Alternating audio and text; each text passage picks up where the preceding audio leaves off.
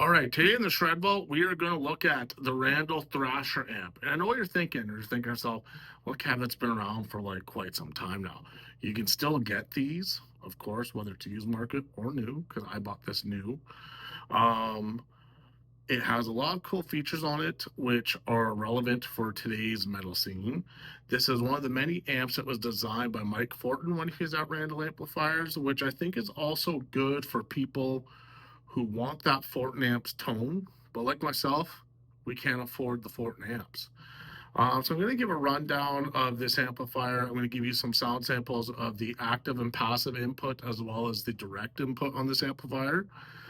And then later on, I'll be doing another video where I'm going to try to get some of the same tones from some of Fortin's famous amps using this amplifier with a couple pedals. I have a hex drive and a Fortin modded Maxon 808 pedal as well. And I'm going to try to get some of the tones maybe off the Kali amp, maybe off the Satan amp. Who knows? Whichever one I can match up to. It's either going to be perfect match or it's going to be pretty damn close. But yeah, I think this is one of the amps that a lot of metalheads have forgotten about that shouldn't. It's been designed so that it can also be heavy, but also articulate to detune 6 strings, 7 and 8 strings. And to me, like, it sounds great. I love it more when it's boosted with something, especially if you're going to use the amps gain. If you're using the clean channel and putting like dirty pedals through it, it also sounds really good and performs there too, which you would have seen that used in the Airs Effects 51 Filthy pedal demo, so you should check that as well. And yeah, so for the passive guitar tone, I use my Ibanez Zyphos, which is loaded with a Corgan pickup Angmar in the bridge. And for the active tone, I use my Legion guitar that's loaded with a Fishman Influence pickup. And then the direct tone, I just use this guitar again. And yeah, so let's get to the tones. All right, let's get to it here. So we have inputs, passive, and active. So what that is going to do is it's going to change the impedance to the first input tube to better match your active or passive pickups. Then you have the channel switch toggle right there between your gain channel and your clean channel. So channel 1 is where all the gain is at, okay? So you have your low frequency and your high frequency gain, which is your frequency selective gain controls for bass and treble. And then you have your gain, which is the overall gain control of the sum of the two. You have boost, which tailors the gain voicing only in channel 1. So when you're on your dirt channel 1 here, you know, boost that tone, give it some extra grip. It's gonna, what does it say here? It's gonna sweep from your lower to upper gain boost. So it's gonna give you quite a jump. So you got your volume, which is good to start off at 3 because the volume overall affects the balance output for the send level of the effects loop. So you should start at 3 o'clock position for your volume if you're going to use your effects loop. Just a little keynote there. And then of course you have your bass, metal, and treble. All three of them are passive interactives for your low, mid-range, and high frequencies. You also have a shift function right there, that toggle switch. That shift is a 3-way switch that shifts the frequency point at the tone stack to better match the amplifier to the different speaker types and room sizes. Okay? Alright, and then we're going to go over to your channel 2. So channel 2 is mainly your clean channel. Okay? So you're going to get from like a nice pristine clean or crystal clean to a slight breakup with the gain channel on that.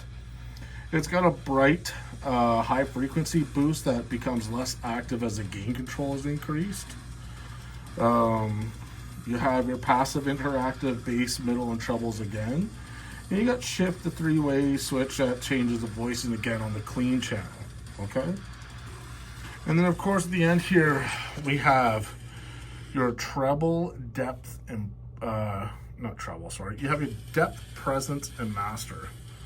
I'm like looking at this while I record it, so I'm just messing things up here. So, depth is the power amp control, the low frequency interaction between the amplifier and the speakers. Presence is the power amp control of high frequency variable feedback. And of course, master controls your overall volume output. Standby breaks the output tubes, breaks the output tube cathodes only.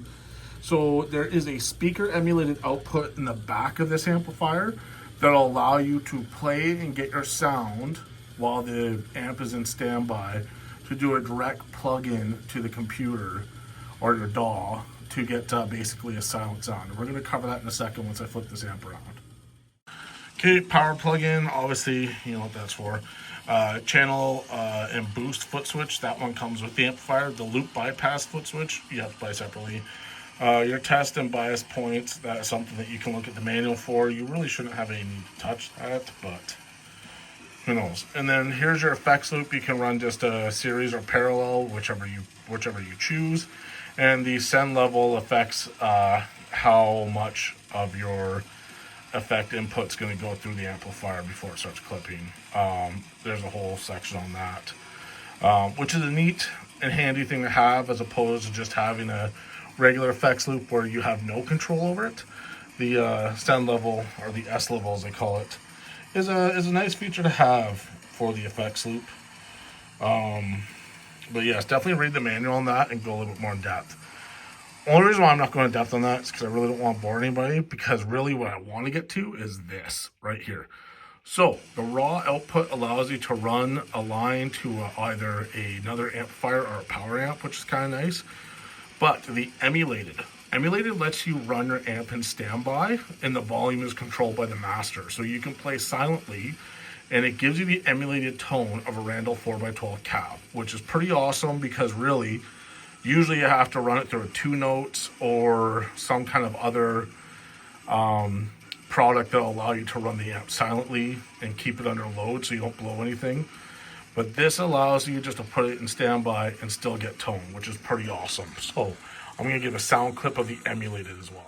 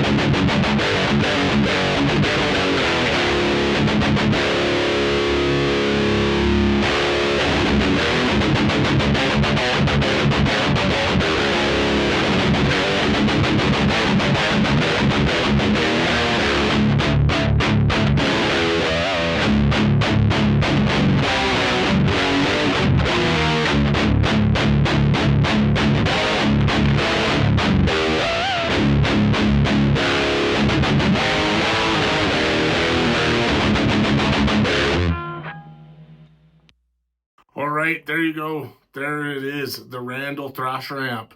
which, like I said, I used my Ibanez Xiphos with the Corrigan Angmar and my Legion guitar here with the Fishman Fluence pickup. Stay tuned for the demo where I'm going to try to emulate some of Fortin's famous tones from his amp sims. Like I said, it may not be exact, but I'll see if I can get it as close or exact as I possibly can. But yeah, until the next time, you take